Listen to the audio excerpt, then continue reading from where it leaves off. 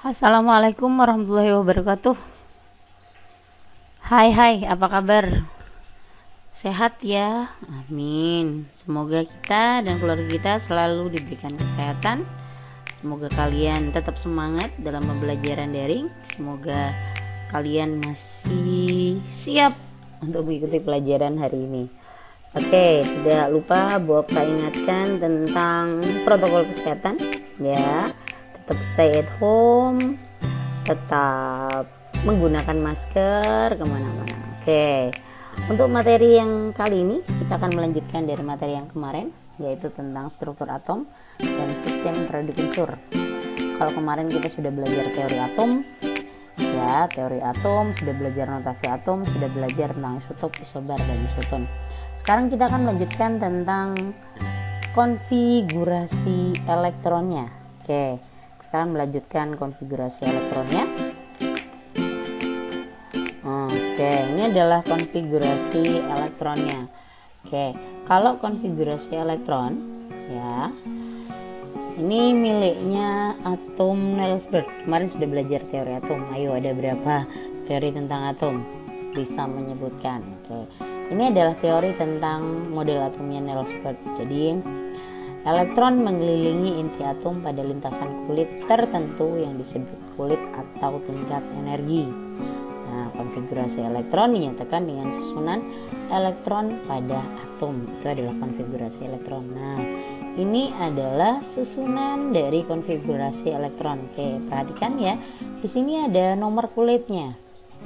Kalau miliknya Niels Bohr ya, nih untuk yang ini, gambar yang ini, oke, ini adalah kulit pertama yang kemarin. Ini adalah kulit K, kulit kedua adalah L, kulit ketiga adalah M, kulit keempat adalah N. Oke, batas maksimumnya tiap kulit itu berbeda ya, batas maksimumnya tiap kulit berbeda. Contoh di sini, maksimum kulit K atau kulit pertama adalah 2. Jadi kulit K ini tidak boleh lebih dari 2, boleh kurang dari 2, karena ini adalah batas maksimumnya.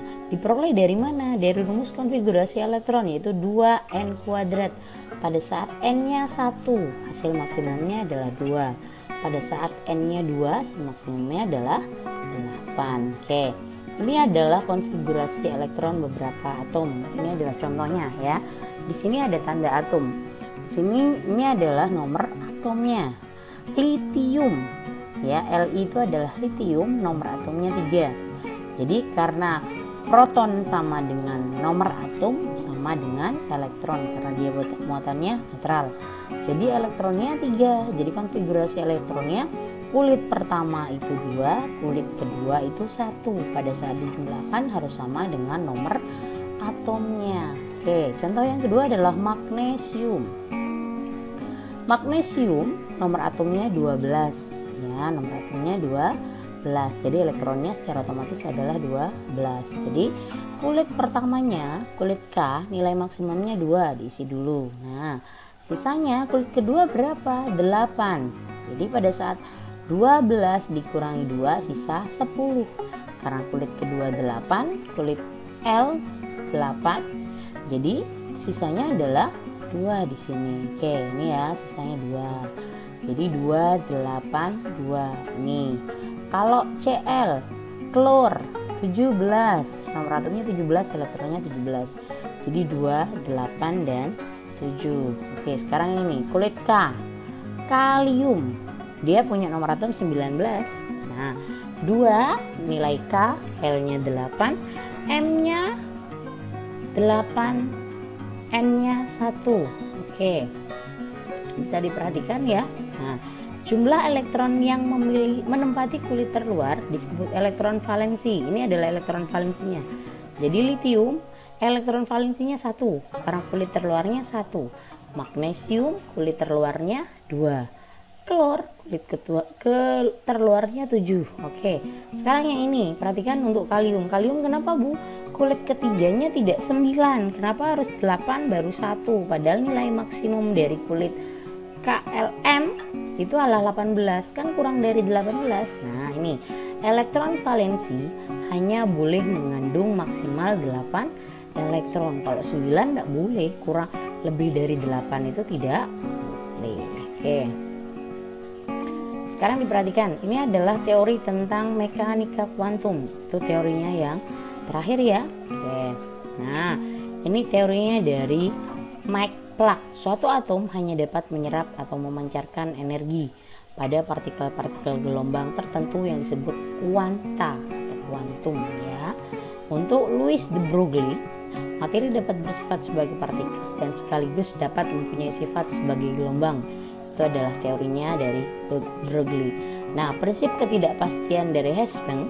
Nah, akibat dualisme materi, letak dan kecepatan elektron tidak dapat dipastikan secara serentak. Nah, itu adalah miliknya teori mekanika kuantum yang sampai saat ini digunakan. Teorinya Max Planck, Louis de Broglie, sama prinsip ketidakpastian dari Higgs-Planck. Oke. Nah, oke, lanjut ya. Persamaan gelombang dari Schrödinger. Ini yang terakhir. Persamaan gelombang digunakan untuk mendeskripsikan keberadaan elektron dalam atom. Jadi dikenal dengan namanya adalah bilangan kuantum. Nah, ini. Jadi N1 berarti dia adalah bilangan kuantum pertama, bilangan kuantum kedua, dan bilangan kuantum ketiga. Nah, sekarang kalau di Niels Bohr kita kenal adalah kulit, tapi kalau bila teori kuantum atau mekanika kuantum kita kenal namanya orbital, daerah atau ruang di sekitar inti atom yang punya peluang terbesar atau kebolehjadian untuk menentukan elektron. Jadi itu adalah sama dengan peluangnya, jadi ruangannya. Oke, bentuk orbital ada 3. Ini adalah bentuk orbital S ya. Ini adalah bentuk orbital S, ada bentuk orbital P, dan ada bentuk orbital D. Oke, ini adalah bentuk-bentuk orbital, silakan dipelajari ya. Nah, bilangan kuantum itu ada 4, kita bagi 4. Ada bilangan kuantum utama, ada bilangan kuantum azimuth, dan bilangan kuantum magnetik, serta bilangan kuantum spin. Oke, ini adalah keempat bilangan kuantumnya.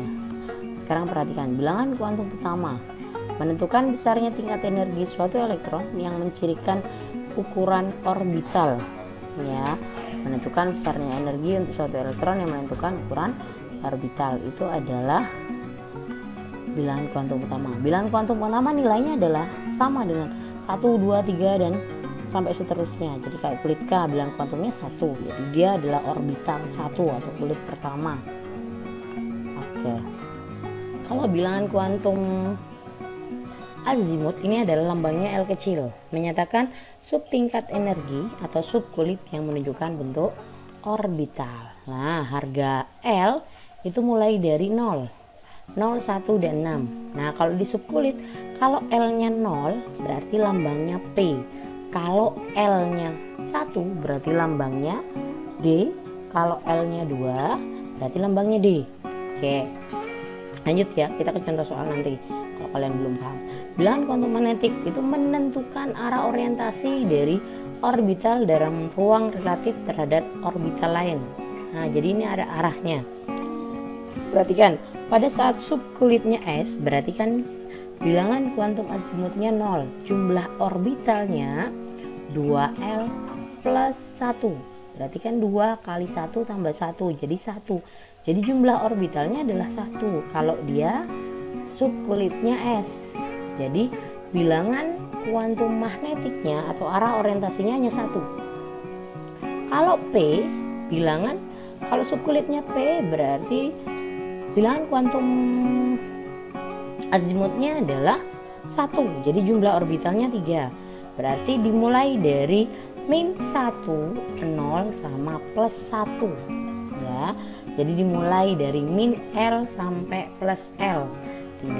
Itulah nilai bilangan kuantum magnetik dan seterusnya. Silahkan dipelajari dulu, kalau belum paham kita nanti bisa diskusikan ya. Oke, ini adalah bilangan kuantum spin. Bilangan kuantum spin ini menyatakan arah rotasinya.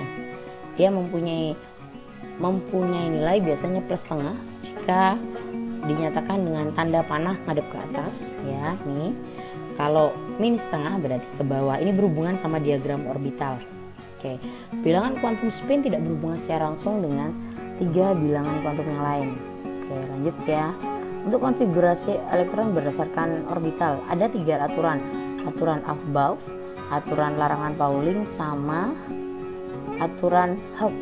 Oke, kita jelaskan. Untuk aturan Aufbau, nah ini elektron mempunyai kecenderungan untuk menempati subkulit dengan tingkat energi lebih rendah terlebih dahulu. Jadi dimulai dari 1s, berarti subkulitnya adalah S, bilangan kuantum utamanya adalah 1 ya. 1s, habis itu turun ke 2s, setelah itu 2p, 3s, 3p, 4s, naik lagi 3d, 4p, 5s, naik ke 4d, 5p, 6s. Oke, bukta ulang ya, dari tingkat energi paling rendah dari 1s, habis itu ke 2s, habis itu ke 2p, 3s, 3p, 4s, 3d, 4p, 5s, dan seterusnya. Oke, itu adalah aturan Aufbau. Untuk aturan yang larangan Pauling, oke, ini adalah aturan untuk larangan Pauling, menyatakan bahwa di dalam satu atom tidak boleh terdapat 2 elektron dengan 4 bilangan kuantum yang sama. Nah, ini perhatikan, jika kulitnya L, berarti kan dia N-nya 2, L-nya 0, M-nya 0, S-nya plus setengah atau min setengah. Oke, next ya. Aturan Hooke-nya. Oke, pada orbital yang memiliki tingkat energi sama, pengisian elektron dalam orbital dilakukan spin sejajar terlebih dahulu dengan setengah penuh. Nah, contohnya seperti ini.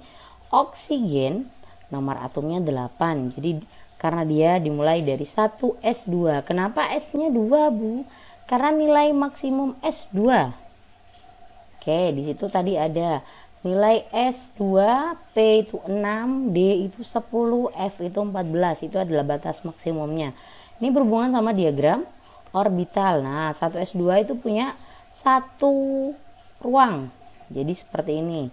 Nah, isinya adalah 2. 2 itu adalah elektronnya. Tanda panahnya dimulai dari ke atas baru ke bawah. Oke, ya. Nih. Jadi isinya adalah 4. Pengisiannya diisi seperti itu. Jadi sejajar dulu baru ngadep ke atas. Contoh penulisan konfigurasi elektron. Nah, ini adalah contohnya. 1s2, 1s2, 2s2 karena ini 4. 1s2, 2s2, 2p, 6. 1s2, 2s2, 2p, 6, 3s2, 3p, 3p, 5. Oke ya. Nah, ini adalah aturan untuk umumnya. Lah, oke. Ini adalah konfigurasi elektron kurang stabil dengan stabil. Perhatikan, ini ada AR. Ini apa maksudnya? Kalian pelajari dulu tentang sistem periode unsur golongan 8A. Ada di sistem periode unsur golongan 8A. Nah, kenapa kita pakai 8A atau golongan namanya adalah golongan 8A ya. Ada helium, neon, argon, kripton, dan xenon. Itu adalah golongan gas mulia. 3. Oke, Bokta akan menjelaskan contoh soal dari konfigurasi elektron. Di sini ada kalsium nomor atomnya 20, ada oksigen nomor atomnya 8, dan aluminium nomor atomnya 13. Nah, ini kenapa berhubungan sama elektron? Karena konfigurasi elektron itu hanya untuk menempati ruang atom saja. Oke, kita mulai dari aturan yang pertama, aturan Aufbau. Jadi dimulai dari tingkat energi paling rendah, 1s2, 2s2, 2p6, 3s2, 3p6, 4s2. Kenapa sampai 4s2? Karena pada saat ini dijumlahkan elektronnya itu harus sama dengan nomor atomnya atau jumlah elektronnya. Oke, kita lanjut untuk yang oksigen, nomor atomnya 8. 1s2, 2s2, 2p4.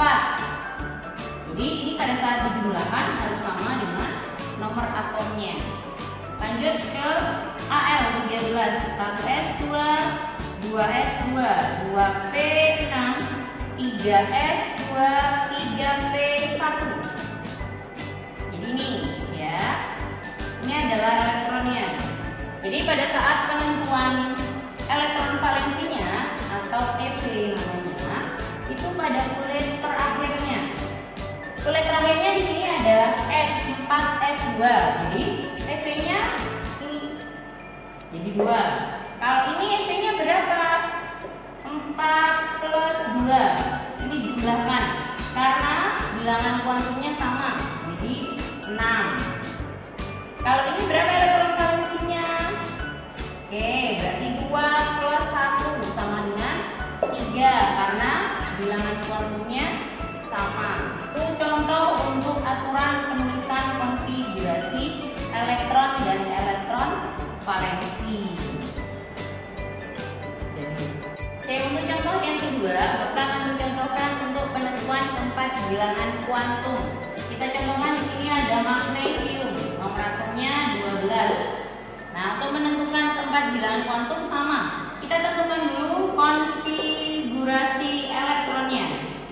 Jadi kalau 12 pakai 1S2, 2S2, 2P6, 3S2. Nah, ini sudah pada saat dijumlahkan sama dengan nomor atomnya. Nah, untuk menentukan tempat bilangan kuantum, kita pakai kulit paling akhir. Jadi 3S2. Oke, tempat bilangan kuantum yang pertama itu ada bilangan kuantum pertama N. N itu ini kulit paling besar, jadi N-nya adalah 3. Untuk yang kedua, bilangan kuantum azimutnya. Jadi kita tentukan dari ininya, dari lambangnya. Berarti pada saat S dari L sama dengan 0. Untuk bilangan kuantum magnetiknya, karena ini 0, berarti dia 0. Untuk azimutnya, untuk spinnya, di situ ada satu diagram. Jadi dia ngadep ke atas atau ke bawah. Kalau panah ke atas, ini adalah plus setengah. Kalau ini adalah min setengah. Jadi pada saat ini 2, berarti ada yang min S-nya adalah ketemu min setengah. Oke, ini untuk menentukan tempat bilangan kuantum. Jadi 3 adalah bilangan kuantum besarnya. L sama dengan 0 karena lambangnya X. Kalau L sama dengan 1 itu P. Kalau L sama dengan 2 itu D, dan seterusnya. Untuk M, kenapa langsung 0? Karena diagram urutannya 1. Nah, itu untuk keempat bilangan kuantumnya. Jadi konfigurasi elektronnya sudah selesai. Sekarang keempat bilangan kuantumnya. Oke, silakan dicermati. Kalau tidak bisa, silakan ditanyakan.